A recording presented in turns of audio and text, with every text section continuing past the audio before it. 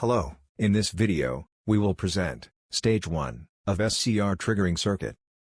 A center tap transformer is used for this purpose, so we can get two sinusoidal waves, shifted 180 degrees.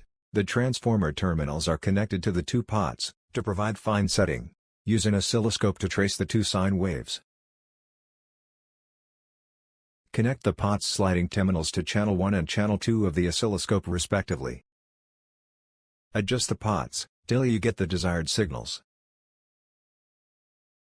The sine wave shown on channel 1, will be used to generate train of pulses, to trigger SCR, T1, with triggering angle, alpha. Meanwhile, the sine wave shown on channel 2, will be used to generate a train of pulses to trigger SCR, T2, with triggering angle 180 degrees plus alpha.